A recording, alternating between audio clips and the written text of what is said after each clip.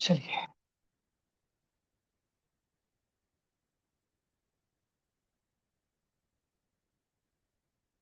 Excel है आप लोगों के पास? सिस्टम चाहिए हो?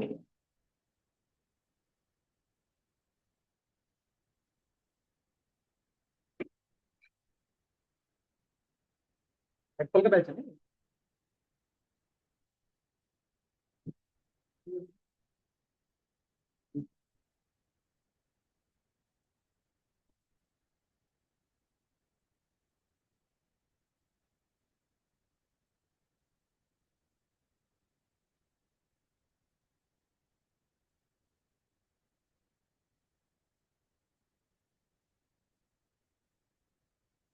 हम्म, चलिए।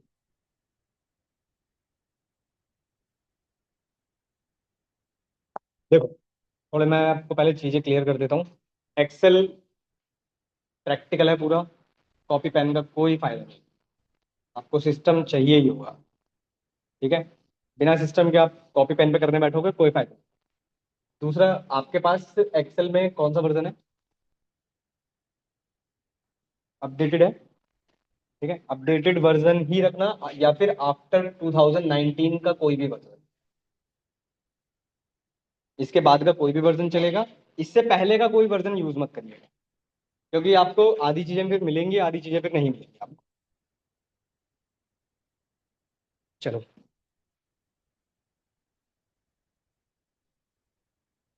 अच्छा, पहले मैं एक चीज क्लियर कर देता हूँ। आप लोगों का टाइम चेंज कर दूं मैं अगर, तो कोई दिक्कत किसी को? हाँ। सुबह कोई बैच ही नहीं है भाई। कोई बैच ही नहीं है। किस चीज का? 5:30 नहीं है। ऐसा कोई बैच नहीं है। बताओ टाइमिंग का। कोई दिक्कत है किसी को अगर मैं चेंज करूँ? टाइमिंग में बता देता हूँ एक बार। टाइमिंग में अगर अगर आप लोगों का बैच 2 बजे कर दूँ तो किसी को कोई इशू नहीं है? क्यों, क्या हो? वाह। यार ये कोई बहाना नहीं। भाई मेरी भी है भाई। मेरी भी। मैं भी वही बता रहा हूँ भाई, खाना मुझे भी खाना होता है। मैं तो इसलिए अपना छोड़ रहा हूँ। मैं तो अपना छोड़ रहा हूँ। मैं करता ही नहीं भाई, इसीलिए। अभी तो बोल रहा हूँ। 2 बजे मतलब। प्रॉब्लम तो बताओ मेरे को। क्या? हाँ। प्रैक्टिस। 2 लोगों के लिए यार पूरा कर सकते हो भाई। वीकेंड का ज्वाइन कर सकते हो फिर आप लोग। दूर से आते हो? ठीक। 2:30। पाइथन की क्लास अभी मेरा बैच आज। हाँ।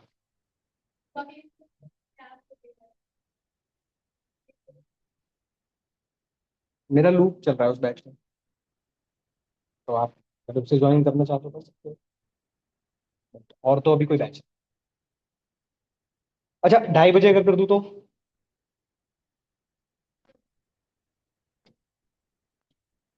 क्योंकि अब देखो गर्मी अब आएंगी, गर्मी। अब आएंगी गर्मियाँ। 3 बजे आप भी नहीं आओगे। मुझे भी पता है। मैं इसलिए बोल रहा हूँ, मैं गर्मियों को सोच कर चल रहा हूँ, क्योंकि एक्सेल का कोर्स आपका लगभग लगभग 1.5 से 2 महीने चलेगा। सिर्फ एक्सेल एक्सेल। तो मैं आपके पर्सपेक्टिव से सोच रहा हूँ, मेरा भी छोड़ दो, मैं मेरे तो कंटिन्यू क्लासेस होती है।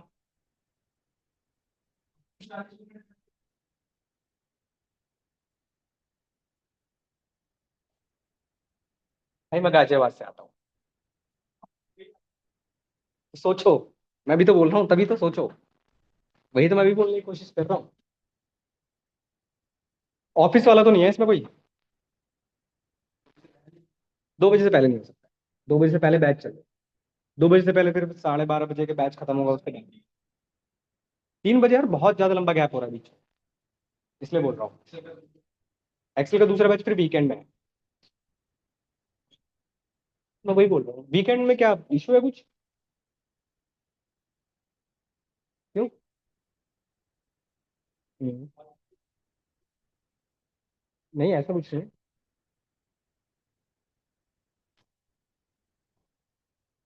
ठीक है, मैं एक बार बात करता हूँ आप लोग। ठीक है, दो ही लोग हो ना बस आप? बाकी कोई नहीं है भाई? बाकी सब एग्री है ना?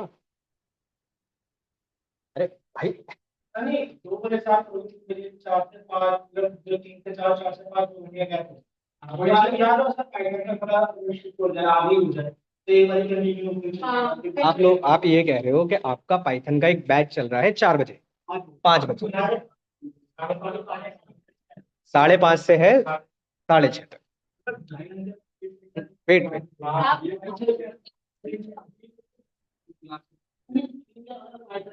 छोड़ दो आप लोग, बाद में डिस्कस करेंगे। बाद में डिस्कस करें, छोड़ो। मैं एक बार पहले बात करता हूँ कि आप लोग, पाइथन का भी बैच चल रहा है, आप यही कह रहे हो ना बस कि आपका पाइथन का बैच चल रहा है 5:30 से? यही कह रहे हो ना आप लोग? बस ठीक है, बात करो। अगर पाइथन का बैच आपका शिफ्ट हो जाता है तो कोई इशू? कोई इशू नहीं है ना? ठीक है, मैं एक बार बात करूँ। चलिए।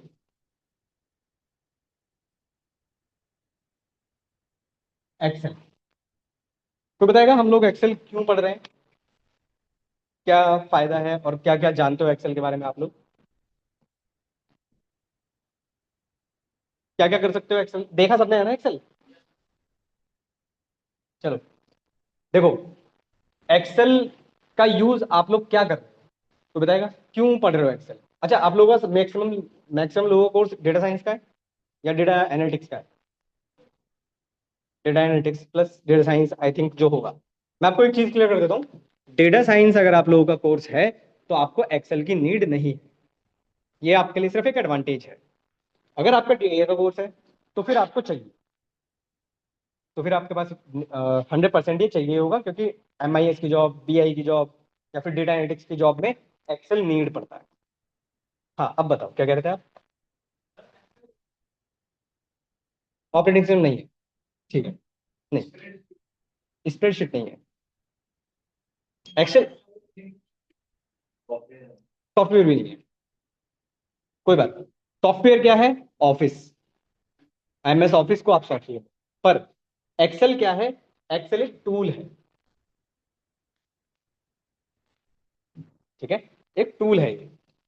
इससे आप कर क्या सकते हो, क्या क्या चीजें आपको चाहिए इसके अंदर, क्या क्या रिमाइंड रखना है आपको? देखो, एक्सेल से आप लोग डेटा को एनालाइज करते हो। ठीक है, एक्सप्लोर कर सकते हो, क्लीन कर सकते हो, मैनिपुलेट कर सकते हो, ऑर्गेनाइज कर सकते हो, बिल्कुल ऑर्गेनाइज कर सकते हो, विजुलाइज। चलो मैं लिख देता हूँ, विजुलाइज कर सकते हो। ठीक है, और इसके अलावा डेटा स्टोर। ठीक है, स्टोर के लिए आप यूज कर सकते हो। मैनेज, ऑर्गेनाइज में हम मैनेज ले लेते हैं। एक और लिख लेते हैं, रिपोर्टिंग, कैलकुलेट, कैलकुलेशन, बिल्कुल, और इंटरप्रेट। वो आपके इसमें एक्सप्लोर और एनालाइज में। ठीक है, और इसके अलावा कुछ कर सकते हैं? बस चैट जीपीटी, इंटरनेट, इंटरनेट की शक्तियां। ठीक है, आओ। देखो, अगर हम एक्सेल की बात करें, एक्सेल से कुछ पॉइंट्स याद रखना बस। डेटा को एनालाइज करना, मैनिपुलेट करना, ऑर्गेनाइज करना, रिपोर्टिंग, और कैलकुलेशन। इतने पॉइंट भी अगर आप याद रखोगे सफिशिएंट है। ये काम आप एक्सेल से कर सकते हो। विजुअलाइजेशन की जो बात है, भाई एक्सेल के अंदर आपके पास ग्राफ्स है। आपने नाम सुना होगा पाइवट चार्ट का, अगर सुना होगा, किसी ने यूज किया होगा तो। पर हम लोग यूज करेंगे पावर बीआई के अंदर। हम ग्राफिंग इसमें नहीं सीखेंगे, क्योंकि आज की डेट में अगर मैं ग्राफिंग की बात करूं, ग्राफ्स की बात करूं, तो अब ग्राफ्स ऑलमोस्ट धीरे धीरे कम होते जा रहे हैं। आपके सारे के सारे ग्राफ्स उठकर पावर बीआई की तरफ जा रहे हैं, क्योंकि इसमें डायनेमिक इतना अच्छा नहीं है जितना पावर बीआई के अंदर है। ठीक है। अच्छा, एक्सेल में आपने एक स्ट्रक्चर देखा होगा एक्सेल का, कुछ ऐसा।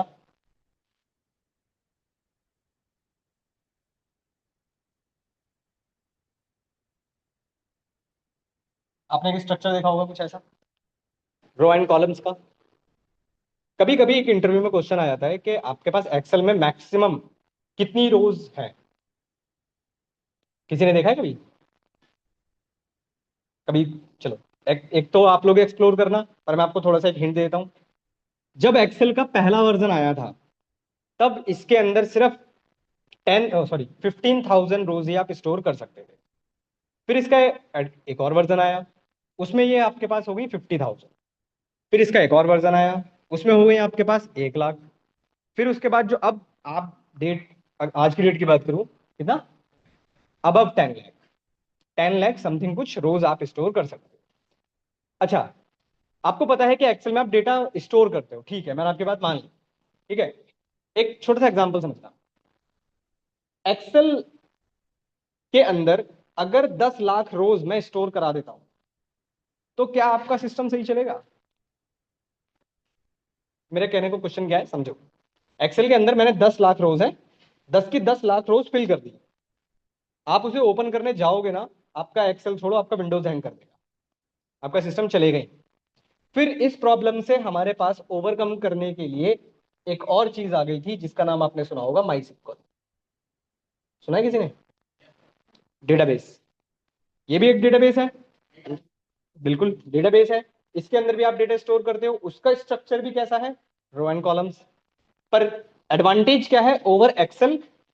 एक्सेल के अंदर लिमिटेशन है कि 10 लाख रोज ही स्टोर कर सकते हो। एसक्यूएल के अंदर ऐसा कुछ नहीं, आप कितना भी डेटा स्टोर कर सकते हो। और दूसरा, as compare to Excel, MySQL आपका फास्ट है। क्वेरीज वगैरह होती हैं इसके अंदर, वो फास्ट है। यहाँ पे क्लियर? देखो, मैं थ्योरी नहीं पढ़ाता भाई, ये सिर्फ जानना चाहिए आप लोगों को बस। एक्सेल ओपन करो, कुछ कुछ चीजें सीखते हैं।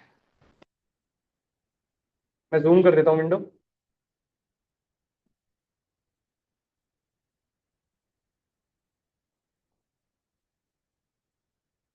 जी, बता रहा हूँ। एक्सेल ओपन करिए, कुछ ऐसा है। वर्जन कैसे चेक करते हैं बता रहे हो। देखिए, अकाउंट्स में जाइएगा, यहाँ पर आपके पास सबसे नीचे एक अकाउंट्स का ऑप्शन आएगा। ठीक है। पहली चीज तो यही, यहाँ पर ही आपके पास लिख कर आ जाएगा सब कुछ। दूसरा, आपके पास कोई भी, जो भी आप यूज कर रहे हो एक्सेल का वर्जन, कोई भी हो, 2019 के बाद का कोई भी चलेगा, और एक्टिवेटेड होना चाहिए, चलेगा। 2019 का हो या उससे बाद का हो कोई भी, पर एक्टिवेटेड जरूर होना चाहिए। एक्टिवेटेड नहीं होगा, आधे से ज्यादा फंक्शन आपके वर्क नहीं करेंगे। एक्टिवेटेड यहाँ पर दिख जाएगा आपको, देखो यहाँ पर लिख कर आ रहा है आपके पास, यहाँ पर ऐसे लिख कर आ रहा होगा, प्रोडक्ट एक्टिवेटेड। क्या है? प्रोफेशनल, वो स्टूडेंट वर्जन है आपका, ठीक है, चलेगा। जब दिक्कत आएगी, स्टूडेंट वर्जन है क्या? स्टूडेंट वर्जन है आप लोगों का?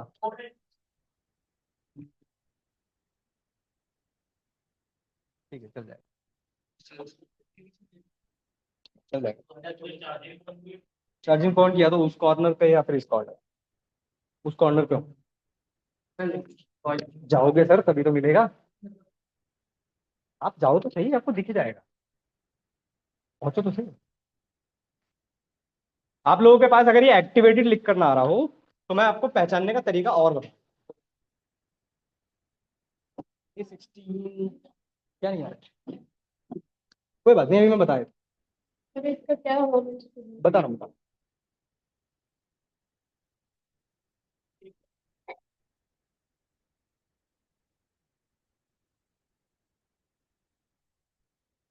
चार्जिंग पे लगाना है, इधर है फिर चार्ज, उधर नहीं है, उधर है, उधर है, बोला ना। नहीं लगा रखे तो सही।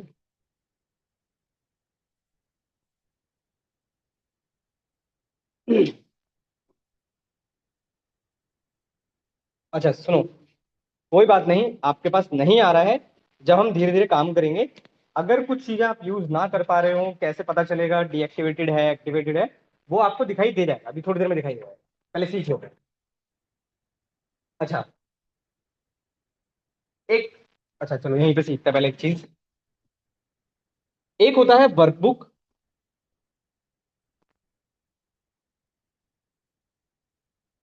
ठीक है, और एक होता है वर्कशीट। कोई बताएगा डिफरेंस वर्कबुक और वर्कशीट में? और कोई? कलेक्शन ऑफ, बिल्कुल ठीक है। Workbook is a collection of worksheet. आप जो देख रहे हो, यहां पर आपके पास एक आ रहा होगा ब्लैंक वर्कबुक, इस पे आपने क्लिक किया होगा, ठीक है। तो ये एक वर्कबुक है। नीचे की तरफ आपको यहाँ पर जैसे शीट 1 दिख रहा है, तो ये शीट 1, शीट 2, शीट 3, शीट 4, एक वर्कबुक के अंदर कितनी भी वर्कशीट आपके पास हो सकती है। अब इस इंटरफेस की पहले बात कर लेते हैं कि इस इंटरफेस में हमें क्या क्या दिखाई दे रहा है। कुछ कुछ चीजें बता रहा हूँ, ध्यान रखना नाम से। सबसे ऊपर आपको कुछ ऐसे यहां पर सिंबल्स दिखाई दे रहे होंगे, इसको बोलते हैं क्विक एक्सेस टूल बार,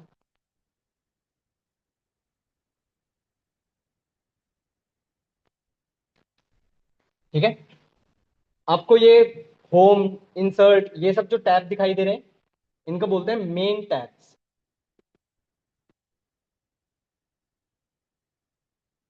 आपको एक ये बॉक्स दिखाई दे रहा होगा, ठीक है, एक ये जो बॉक्स दिखाई दे रहा है, इस बॉक्स को बोलते हैं रिबन।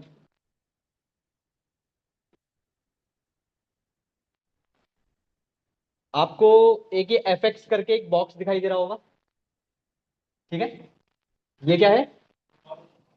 Formula bar. ये होता है आपका फॉर्मूला बार,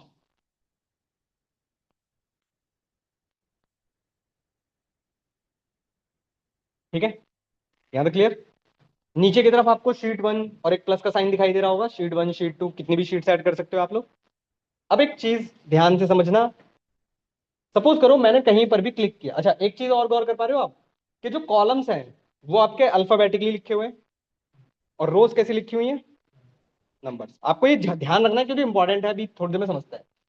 ध्यान रखना, कॉलम हमेशा कैसे होंगे? A B C D E F G H, और रो कैसी होंगी? 1 2 3 4 5 6। अब एक पॉइंट समझना, सपोज करो मैंने यहां पर कहीं पे क्लिक कर दिया, एक कहीं भी आपने क्लिक किया होगा, एक ग्रीन कलर का बॉक्स आ गया होगा, ठीक है, इसको बोलते हैं एक्टिव सेल, ठीक है, ध्यान रखना। जहां पर भी आप क्लिक कर रहे हो और जिस पे भी आपने क्लिक कर रखा है, उसको हम बोलते हैं एक्टिव सेल। ध्यान है? अब मैं आपको थोड़ा ये भी बता देता हूं कि आप ये कैसे चेक करोगे कि आपका एक्टिवेटेड है या नहीं। एक काम करो आप, जैसे मेरे मेन टैब्स में आप एक ऑप्शन देख रहे होगे कि डेवलपर दिखाई दे, आप अपने पास चेक करो कि आप लोगों के पास डेवलपर दिखाई दे रहा है?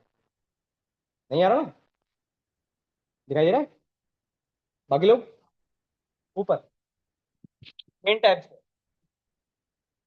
यहां पर देखो, यहां पर आपको क्या डेवलपर टैब दिखाई दे रहा है ना? नहीं दिखाई दे रहा। इसको लाते हैं, अगर आपका वर्जन एक्टिवेटेड होगा तो ये आ जाएगा, अदरवाइज फिर आपको एक्टिव करना पड़ेगा। कैसे करेंगे समझो। सबसे ऊपर एक फाइल का ऑप्शन है, इस पे क्लिक करो, क्या? फाइल में सबसे नीचे एक ऑप्शंस का ऑप्शन आ रहा होगा, अकाउंट के नीचे ऑप्शंस पे क्लिक करो, एक विंडो आई। इस विंडो में पहले तो यही चेक कर लो, क्या आपके पास ये दोनों एक्टिवेटेड आ रहे हैं? कस्टमाइज रिबन और एक्सेस टूल बार आ रहे हैं ना? ठीक है, तो एक्टिवेटेड है आपका। अब कस्टमाइज रिबन पे क्लिक करो, किया? किया? यहां पर आपको टैब्स दिखाई दे रहे होंगे, और इसमें आपको एक डेवलपर पर अनचेक होगा आपका, टिक करोगे, आ जाएगा। ओके कर दीजिएगा इसके बाद, भाई डेवलपर टैब पे क्लिक किया आपने, ओके करोगे, ऊपर आपके पास डेवलपर टैब आ जाएगा। ये इसलिए मैंने अभी करा दिया है क्योंकि आगे चाहिए होगा। क्या हुआ? हो गया? क्यों? हाँ, एक्टिविटी हो गया। इतना क्लियर हुआ? चलो आगे कुछ। आइए थोड़ा जूम करता हूँ, समझो। अब एक पॉइंट समझना। एक चीज ध्यान रखिएगा, कभी भी एक्सेल के अंदर ये वर्ड्स यूज नहीं किए जाते कि सर यहाँ क्लिक कर दो, यहाँ क्लिक कर दो, यहाँ क्लिक कर दो। ये वर्ड आपको यूज नहीं करना। आपको एक वर्ड यूज करना है, सेल रेफरेंस। कैसे पढ़ते हैं सेल रेफरेंस का क्या मतलब है? भाई फॉर एग्जाम्पल मैंने यहाँ क्लिक कर रखा है, तो आप क्या पढ़ोगे? D4, सेल का एड्रेस। आपको यही वर्ड यूज भी करना है, ठीक है? D4 E4 C4 what ever, कोई भी। तो आपको पहले कॉलम और फिर रो का नंबर बताना है। डन इतना? आइए अब कुछ सीखते हैं।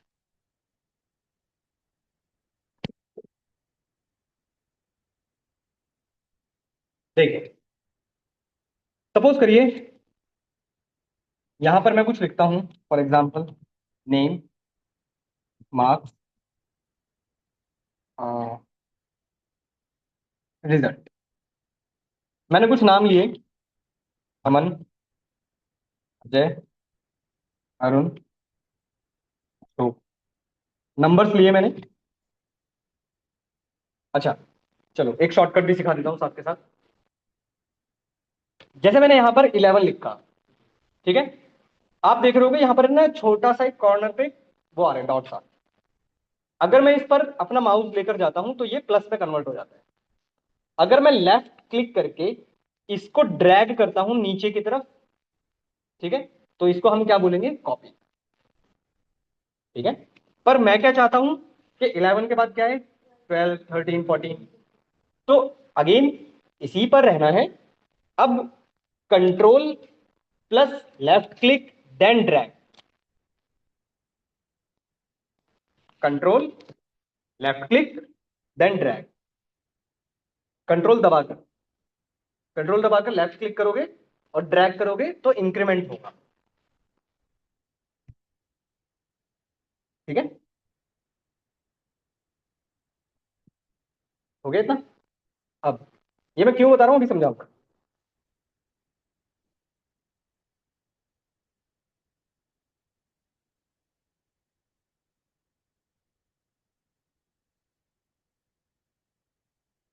चलिए ये मैंने क्यों लिखा है समझते हैं।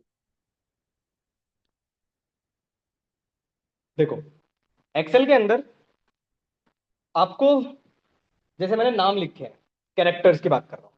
ये कैरेक्टर्स आपको किस साइड दिखाई दे रहे हैं? Left side. ये नंबर्स दिखाई दे रहे हैं राइट साइड। ये तो आप पाइथन में भी पढ़े होंगे, क्या बोलते हैं इनको?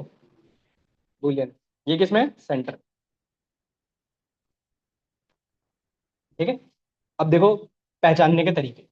एक्सेल के अंदर बहुत बड़ा डेटा है, सपोज करो, ठीक है? अगर किसी कॉलम का डेटा, ठीक है ध्यान समझना, अगर किसी कॉलम में कैरेक्टर्स लिखे हुए हैं, पहचानने का तरीका छोड़ो, मैं ऐसी डायरेक्टली बताता हूं। अगर कभी कोई एक्सेल के अंदर कोई भी डेटा आपको लेफ्ट हैंड की तरफ दिखाई दे रहा है, तो उसे हम बोलेंगे वो कैसा डेटा है? टेक्स्ट टाइप ऑफ डेटा है। फॉर एग्जाम्पल आपने पाइथन में स्ट्रिंग पढ़ा होगा, सुना है ना? पाइथन में स्ट्रिंग पढ़ते हैं हम लोग। ठीक है, वही चीज मैं बस यहां पर बता रहा हूं कि अगर एक्सेल के अंदर कोई भी डेटा आपको लेफ्ट हैंड की तरफ दिखाई दे रहा है तो वो होगा टेक्स्ट टाइप ऑफ डेटा। जरूरी है।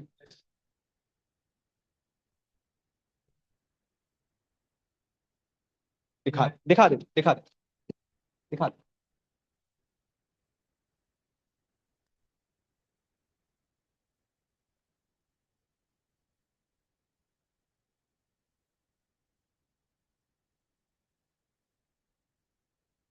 कहाँ है लेफ्ट साइड?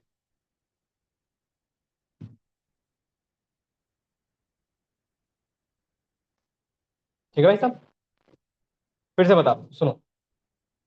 कोई भी डेटा आपको लेफ्ट हैंड की तरफ दिखाई दे, बोल दीजिएगा टेक्स्ट टाइप ऑफ डेटा है। कोई भी डेटा राइट हैंड की तरफ दिखाई दे, न्यूमेरिकल टाइप ऑफ डेटा है। कोई भी डेटा आपको सेंटर में दिखाई दे, वो कैसा होगा? Boolean type of data. पूछो डाउट यहां तक क्लियर हो इतना? ठीक है, कोई बात नहीं, धीरे धीरे बहुत सारी चीजें हैं।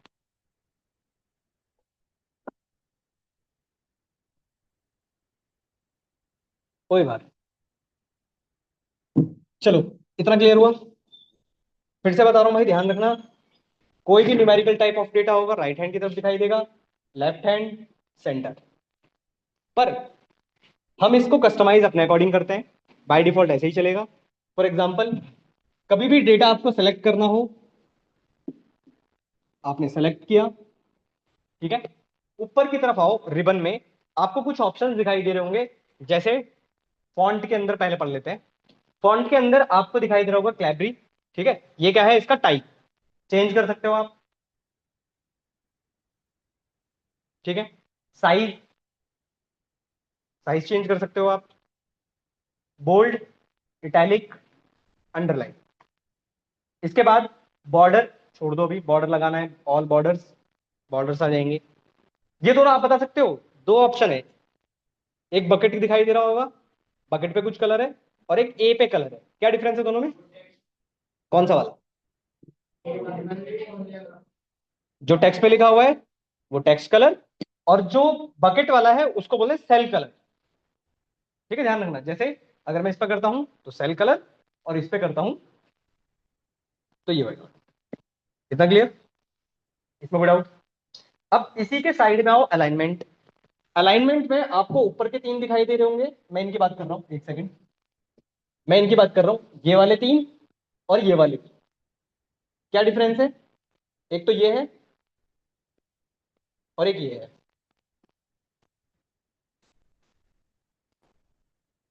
डिफरेंस समझ लेते हैं। अलाइनमेंट के तो तीन क्यों है, ये किस लिए, ये किस लिए? अलाइनमेंट तो बात सही है आपकी, ध्यान रखिएगा। इसको बोलते हैं टॉप, ठीक है, middle, bottom, left, centre, right, ठीक है। ये सब आपको पता होगा आई थिंक। अच्छा, आप लोग कहोगे तो मैं सीधा एडवांस से स्टार्ट कर सकता हूँ, या बेसिक पढ़ना है?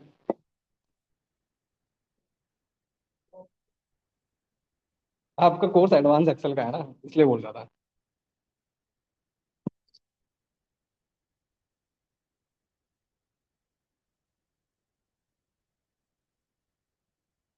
चलो, यहाँ तक क्लियर हुआ। चले हम कुछ नया चीज सीखें।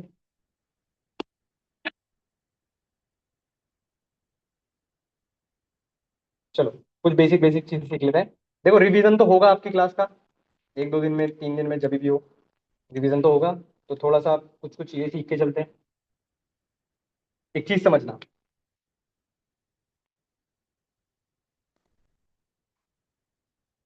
सपोज करो, अच्छा एक चीज याद रखिएगा एक्सेल के अंदर, कोई भी फॉर्मूला, देखो आपको पता है ना एक्सेल के अंदर फॉर्मूले ही होते हैं। कोई भी फॉर्मूला आपको लगाना है तो इक्वल टू के साथ। कोई भी फॉर्मूला हमेशा किसके साथ चलेगा, पहले इक्वल टू लगेगा फिर कोई फॉर्मूला चलेगा। एक छोटी सी चीज सीखते हैं और फिर मैं इस टॉपिक को भी बताता हूँ कहते क्या है। आप लोग भी करिएगा साथ के साथ। सपोज करो, मैंने यहां पर एक नंबर लिखा 1 2 3, ठीक है। कुछ नंबर ले लिए मैंने, 1 2 3 4 5। हमारे टॉपिक का नाम है, पहला टॉपिक है हमारा एक्सेल का,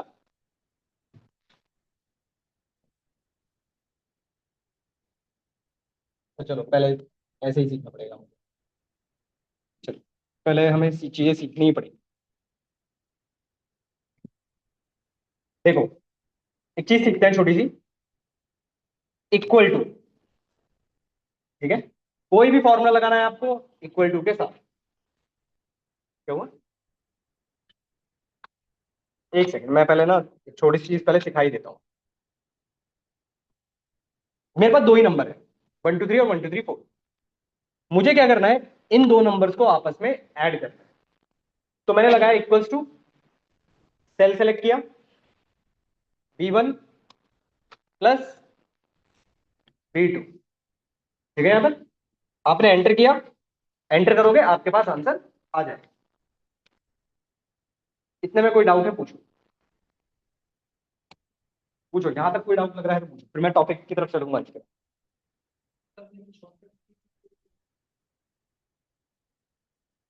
बहुत शॉर्ट, शॉर्टकट कीज से ज्यादा, देखो इंटरव्यूज में शॉर्टकट कीज से ज्यादा आपके फॉर्मुलेस पूछे जाते हैं। आते हैं शॉर्टकट कीज भी आते हैं, वो धीरे धीरे प्रैक्टिस से आपको दिखाई दे जाएंगे। कोई भी शॉर्टकट की मैं आपको छोटा सा आइडिया देता हूँ। कोई भी शॉर्टकट की भी पढ़ना हो तो जो भी पढ़ना है, जैसे फॉर एग्जांपल जैसे मैंने इस पेज पे क्लिक करा, मतलब क्लिक भी नहीं किया, सिर्फ होवर किया है, शॉर्टकट दिखाई दे रहा है कंट्रोल वी। तो हर किसी का शॉर्टकट मिलेगा आपको, पर मैं आपको एक लिस्ट दे दूंगा, मिल जाएगा। अच्छा, वापस आते हैं इस पे। मेरा बस छोटा सा एक क्वेश्चन ये है आपसे, अगर मैं इसको नीचे की तरफ ड्रैग करता हूं बिना कंट्रोल के, बताओ क्या आएगा? ब्लैंक? नहीं, 247 सेम ही आएगा, क्योंकि अभी हम देख रहे थे कॉपी होता है। ठीक है, देखते हैं जरा। हाँ बोलो। हाँ, कौन सा? 247 और देखें, 371। अब ध्यान से समझिए इस टॉपिक को, इंपॉर्टेंट है, ना समझना है पूछ लेगा। ध्यान समझिएगा। देखो हुआ क्या है भाई, इस सेल पर B3 पर आपने एक फॉर्मूला लगाया, B1 + B2। भाई दोनों सेल आपस में ऐड हो गए, आपको आउटपुट क्या मिला? 247। ठीक है, मैंने इसी सेल को नीचे की तरफ ड्रैग किया, तो इस पे आया 371। कैसे आया, जरा इसको देखो। इस पे क्या हो गया भाई? B2 + B3 हो गया। ये क्यों हो गया? अब टॉपिक, इस टॉपिक को बोलते हैं, टॉपिक का नाम है सेल रेफरेंस।